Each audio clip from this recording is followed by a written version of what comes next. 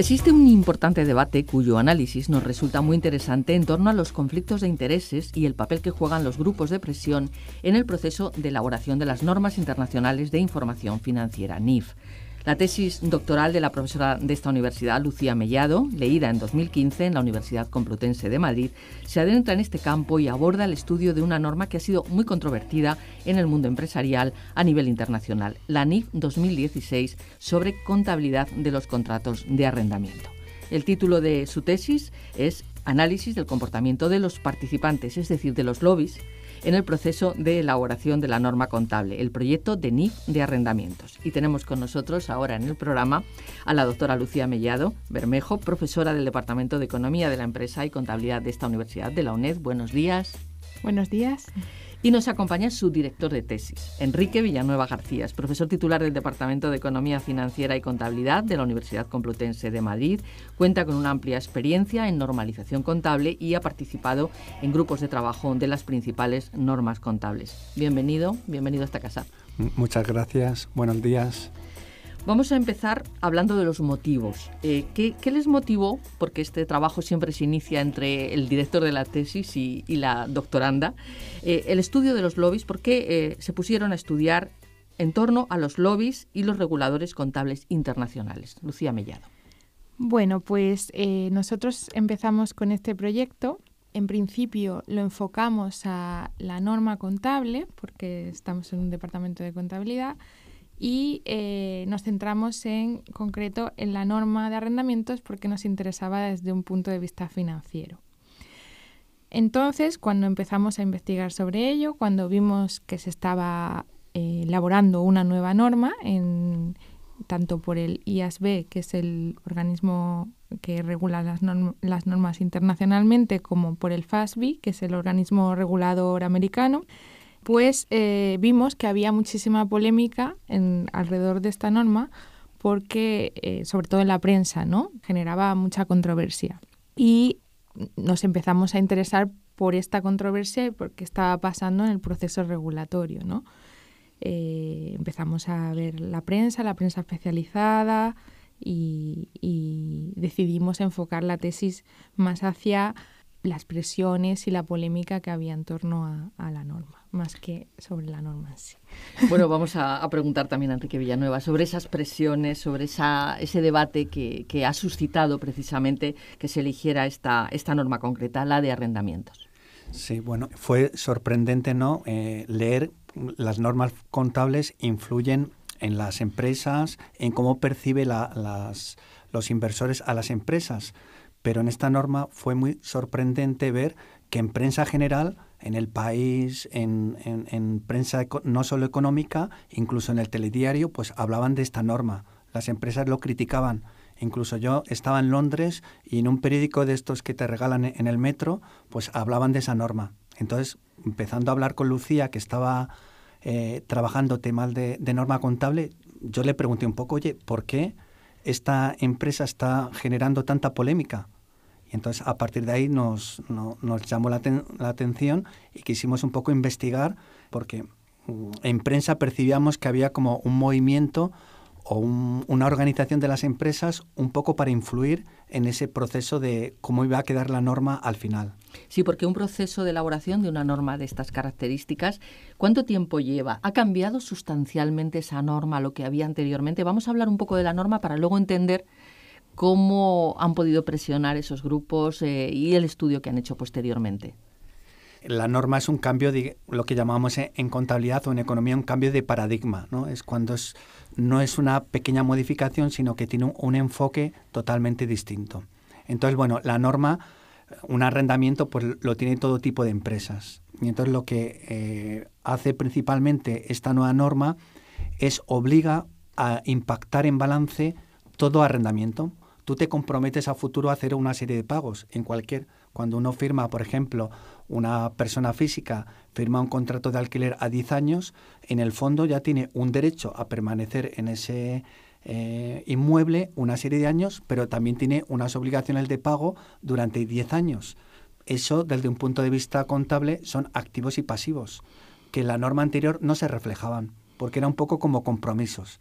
Nosotros solo vamos a reflejar lo que ya está producido, lo futuro no. Sin embargo, esta norma quiere reflejar todos los compromisos, porque en el fondo una deuda, si yo invierto en una empresa, esa empresa es como un pasivo. Yo ya tengo compromisos a lo largo de una serie de años de pagar. Entonces, ¿qué ocurre con eso? Pues que una variable muy negativa para las empresas es el endeudamiento. Por ejemplo, en España y a raíz de la crisis, las empresas, algunas de ellas muy grandes del IBEX, tienen problemas porque tienen muchas deudas y los inversores ya no te dan más. Entonces, si los inversores obligas a reflejar en balance, esa deuda se sabía que existía, pero es distinto saber que existe a verla. A verla reflejada en el balance, efectivamente. Bueno, pues para entender correctamente ese trabajo que han hecho en la tesis, el proceso de lobby, también hay que conocer, hemos adelantado alguna pequeña cuestión, ¿cómo se produce todo ese proceso de elaboración de una norma contable? La emisión de una norma contable, precisamente como tiene mucha influencia en las empresas, en cómo miden los inversores a las empresas, pues a nivel internacional tienen un sistema muy eficiente de emisión para contrastar previamente, antes de que se haya emitido, los posibles impactos. Entonces, todos los documentos son públicos, se emiten borradores y permiten a las empresas dar su punto de vista, porque a veces el regulador, el que está emitiendo esa norma, no conoce cómo puede afectar o los pormenores en toda la realidad de las empresas. Entonces, tiene un proceso público para legitimizar que esa norma es adecuada en todos los contextos. Entonces, es un sistema muy eficiente. Y, bueno, el sistema permite que la norma se evalúe a lo largo de los años y van realizando mejoras hasta que se realiza la norma final. Como en el caso que ha ocurrido en el caso del arrendamiento, de la norma de arrendamientos, el proceso se ha extendido bastante en el tiempo porque había esta polémica, se han emitido varios borradores y, por último, la norma en 2016. Vamos a hablar del proceso del trabajo, de la tesis, de la metodología. En los trabajos que se han desarrollado hasta el momento en relación a este tema, se han basado en las cartas comentario que emiten distintos grupos de presión o colectivos. ¿Cuántos proyectos normativos se han emitido hasta la publicación definitiva de la norma? ¿Cuántas cartas comentarios se han recibido en la norma de arrendamientos? Bueno, esto a mí me sorprende muchísimo. ¿Cómo se ha desarrollado toda esta normativa? ¿Qué problemas ha tenido?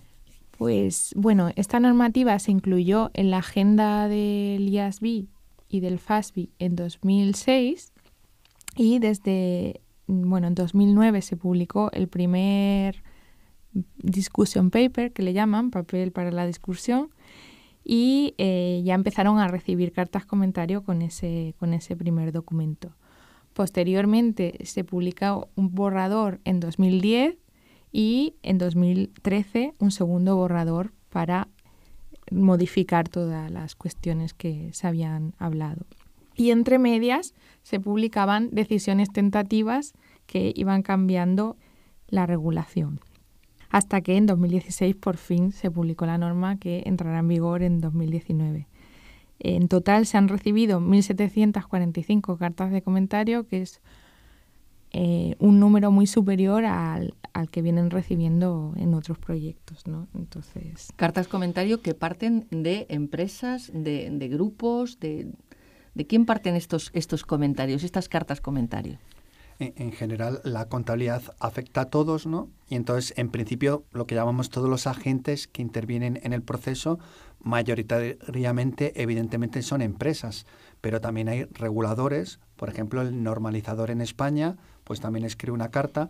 Académicos, también los académicos, es una forma de que todo el mundo pueda contrastar la validez. Por ejemplo, un profesor, un académico, contrasta un poco más la validez conceptual o teórica de esa norma. A lo mejor una empresa se centra más en un detalle de cómo afecta a un sector, pero básicamente son empresas, asociaciones de inversores, analistas y reguladores.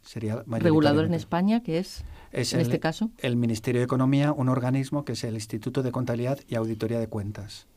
Nos comentaban que se habían analizado 1.745 cartas comentarios. ¿Qué resultados se han obtenido a nivel país? ¿Hay algunos países, esa es otra cuestión, que tengan un mayor índice de participación en este tipo de procesos, Lucía Mellado? Bueno, pues nosotros hemos estudiado la cuestión geográfica porque nos parecía interesante y además ahora en contabilidad está muy de moda estudiar la cuestión geográfica, la influencia geográfica. Y en las cartas, bueno, en este proceso, como hemos dicho, se han recibido muchísimas cartas y estas cartas proceden de más de 45 países.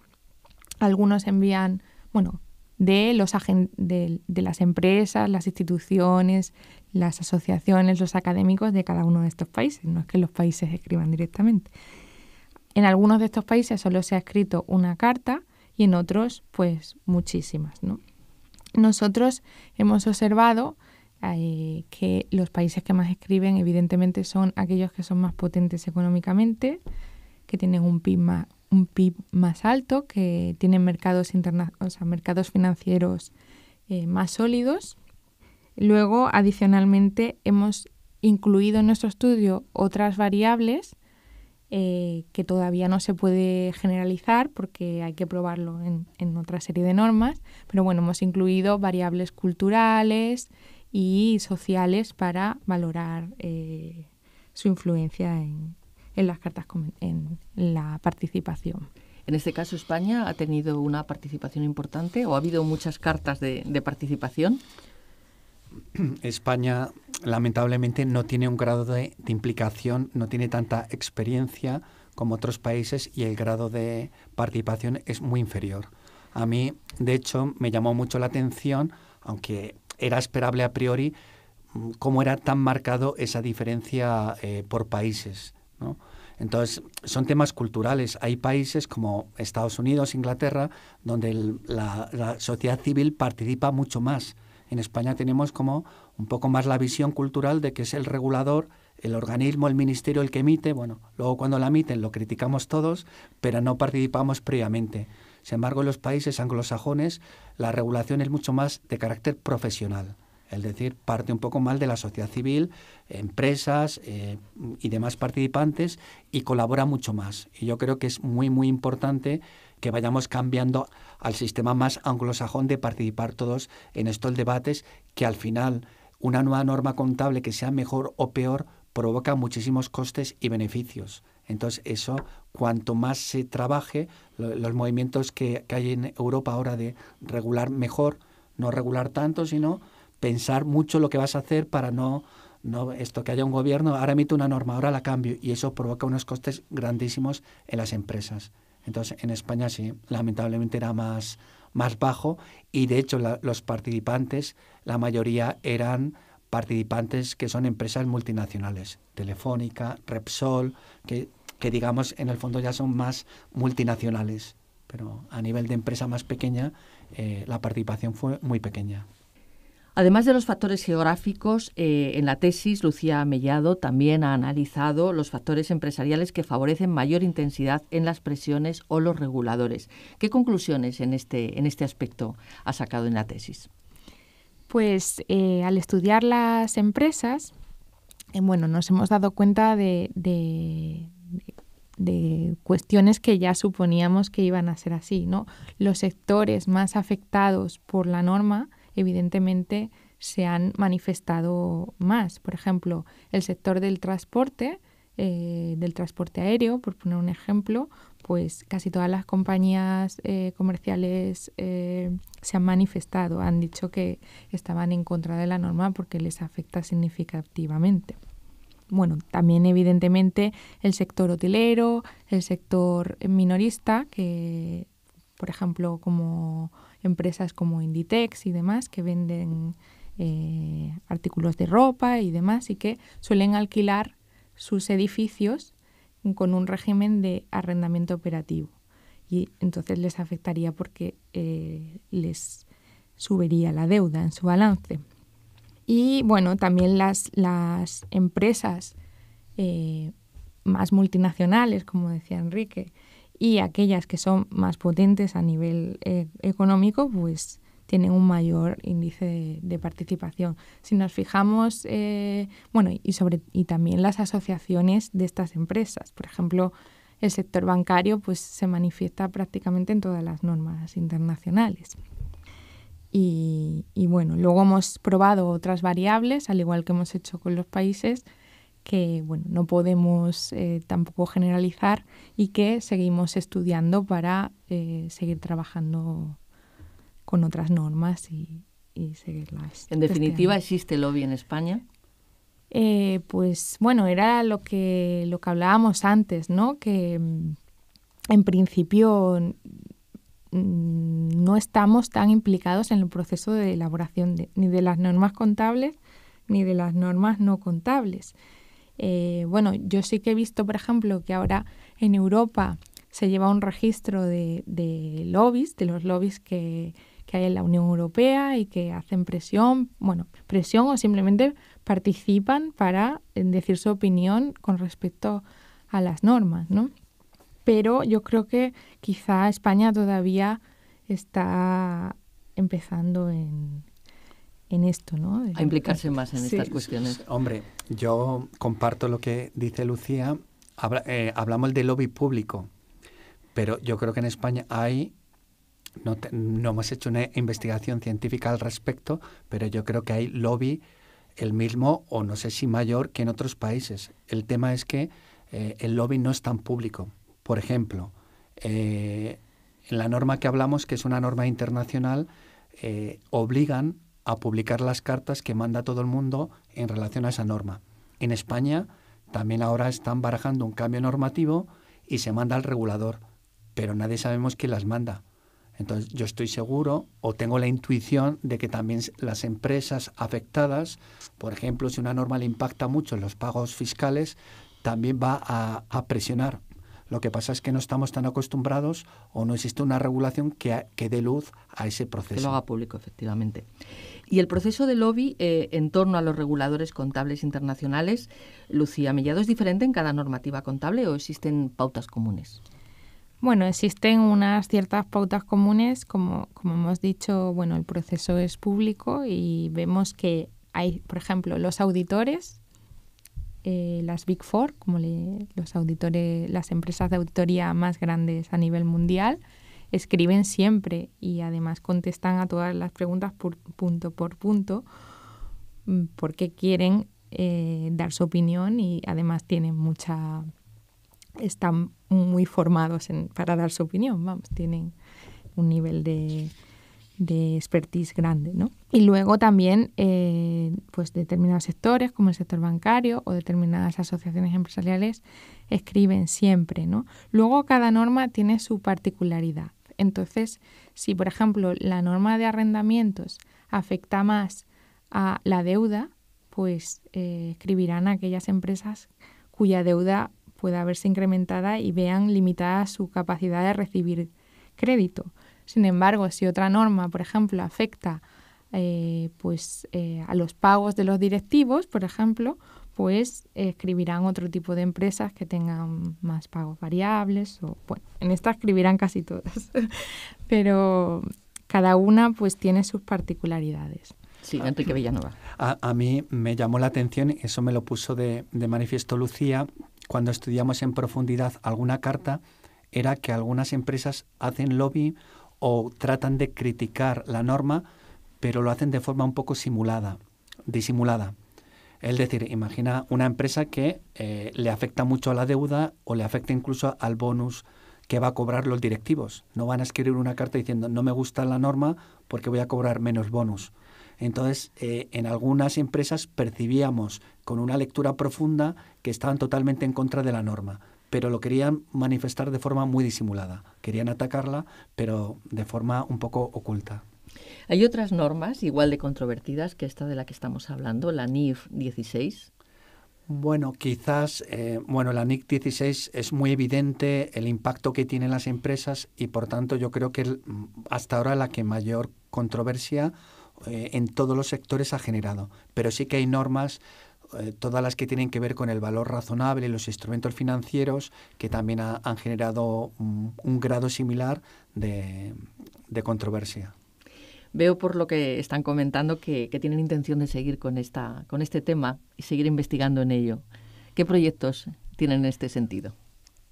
Pues la investigación puede continuar por diversas ramas y de hecho estamos mirando, por ejemplo, este tipo de test, o sea, de análisis profundo del texto. Es una buena vía para continuar porque del texto se puede inferir muchísima información. Por ejemplo, el tono con el que uno escribe una carta, quién la firma, si es el directivo principal, si es hombre o mujer. Bueno, pues una serie de datos del texto que nos pueden dar mucha información de las intenciones de esa empresa o de esa institución. Y luego, bueno, el proyecto se puede extender todo lo que se quiera porque hay tantas normas que se están emitiendo y, bueno, como dice Enrique, pues otros proyectos que son controvertidos y yo creo que tiene una vía todavía muy grande. Además, ahora mismo creo recordar que se está trabajando en esa interpretación de los textos, que es una vía de investigación que está teniendo también bastante importancia ahora mismo, en esas cartas de los presidentes, de la memoria anual, etcétera. Sí, exactamente. Ahora faltan los desarrollos donde también se produce mucho lobby. Hay una forma de lobby, por ejemplo, las grandes empresas de auditoras pues se reúnen y lo interpretan de una forma. Entonces lo empiezan a publicar, es otra forma de hacer lobby. Oye, y entonces ya todo el mundo, oye, que las empresas lo interpretan así, debe ser que es así. Entonces tienen muchos canales. Queríamos ampliar, digamos que Lucía eligió cartas comentarios como que era el sistema de lobby más directo, más evidente. Pero queremos intentar ver otros medios que son más subliminales. Son más difíciles, pero andamos ahí buscando a ver si podíamos tener mayor evidencia en canales un poquito más difícil de visualizar. Bueno, pues enhorabuena por estos trabajos, por esta investigación y enhorabuena con un poco de retraso, Lucía Mellado, por la lectura de su tesis, doctora Lucía Mellado. Recordamos que lleva por título Análisis del comportamiento de los participantes en el proceso de elaboración de la norma contable, el proyecto de NIF de arrendamientos. Gracias, Lucía Mellado, y gracias, Enrique Villanueva, por habernos acompañado, profesor de la Universidad Complutense, director de la tesis de Lucía Mellado. Muchas gracias. Muchas gracias por invitarnos.